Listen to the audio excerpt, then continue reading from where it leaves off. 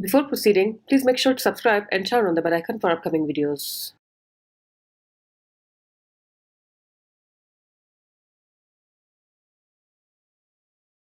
Ameloblastoma is a non-cancerous or benign tumor of the jaws.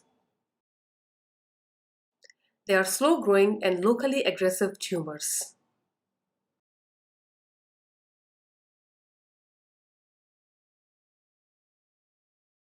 Ameloblastoma is a tumor of odontogenic epithelial origin, or their remnants.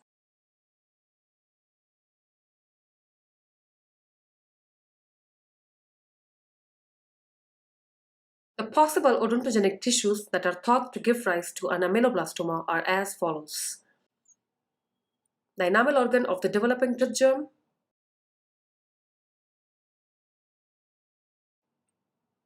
remnants of dental lamina, also called epithelial rests of series, remnants of Hertwig's epithelial root sheet, which are left after root of a tooth is completely formed and are known as epithelial rests of molasses. The next possible origination site for an ameloblastoma is the reduced enamel epithelium, which is the epithelium that covers and protects a tooth crown after the enamel of a tooth is formed, and until a tooth erupts into the oral cavity.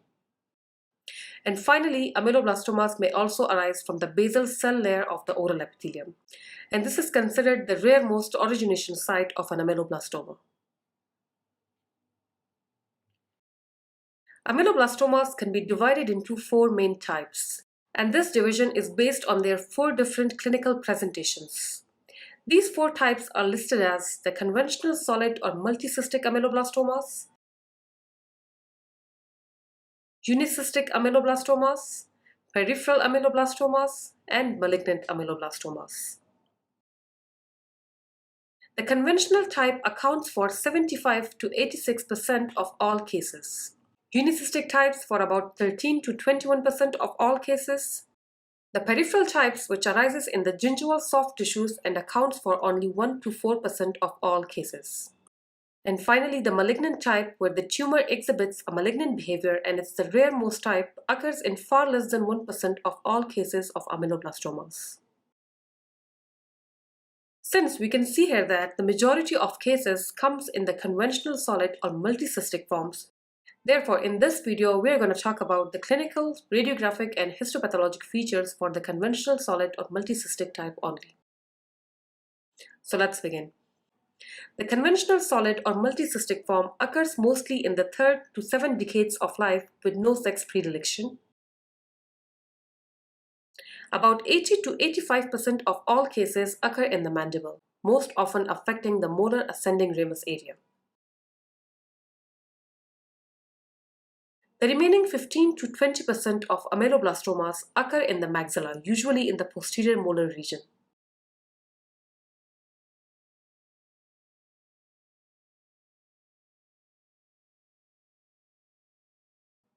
Ameloblastomas are often asymptomatic and varies between smaller lesions with no obvious bony expansion to painless, massive and destructive lesions of the jaws.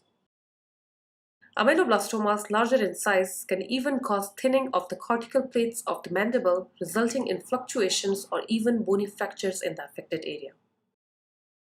Tumors in the maxilla often have a tendency to invade into the maxillary sinus or the nasal floor. Sometimes when the tumor in the maxilla is extremely large, it even have the tendency to invade into the cranial cavity, the orbital cavity or the ethmoidal sinuses as well. In such cases, the ameloblastoma becomes life-threatening and needs special attention. Since ameloblastomas are slow-growing masses, this slow growth gives time to the periosteum of the bone to lay down thin layers of newly formed bones ahead of the lesion. These thin layers of bones cracks under digital pressure, and the phenomenon is called axial crackling. Coming to the radiographic features, under radiography, ameloblastomas presents as a multilocular radiolucency with an irregular and scalloped bony margin.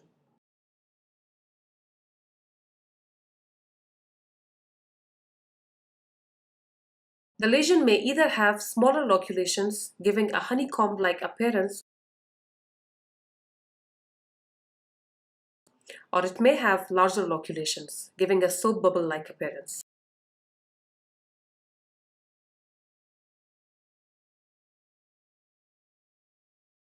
Resorption and displacement of roots of teeth are often observed in ameloblastomas larger in size.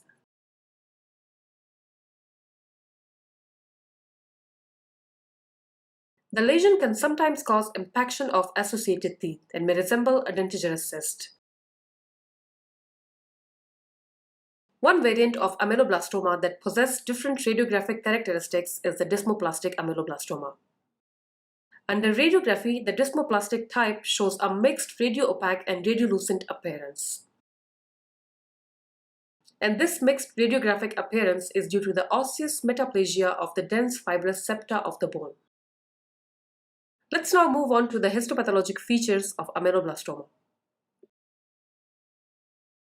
Under a microscope, ameloblastomas possess a combination of cystic and solid features. And based on these cystic and solid features, ameloblastomas have 6 microscopic subtypes.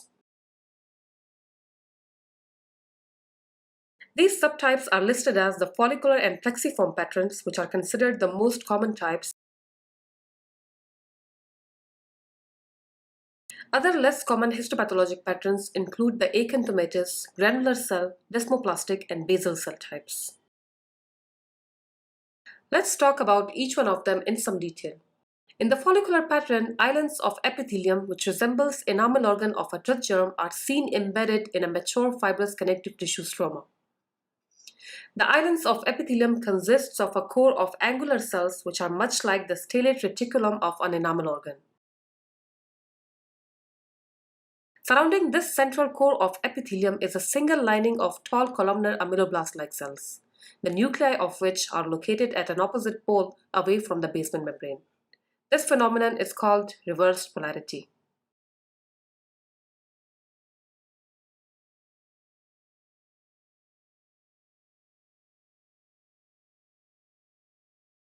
In the plexiform pattern, ameloblastoma consists of long anastomosing cords of odontogenic epithelium. Tall columnar or cuboidal cells makes the outline of these epithelial cords, and the central part of these cords consists of loosely arranged epithelial cells. The connective tissue stroma where these cords are embedded are loosely arranged and vascular. Cyst formation is relatively uncommon in this type, and when a cyst occurs in plexiform pattern, it's more often associated with stromal degeneration rather than cystic change within the epithelium. The acanthomatous pattern almost resembles the follicular pattern.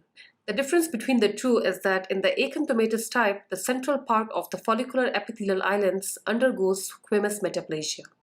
These metaplastic cells fills the central core of the epithelial islands with a keratinaceous material. This type is often confused with squamous cell carcinoma or squamous odontogenic tumor.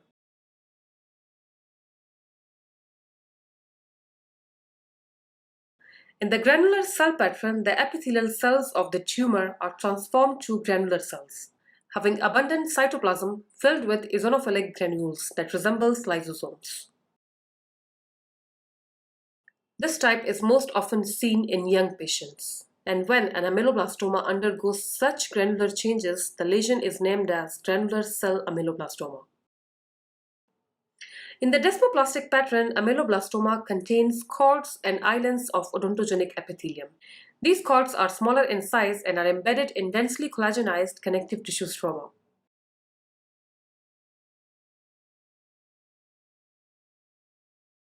The basal cell variant of ameloblastoma is the least common type.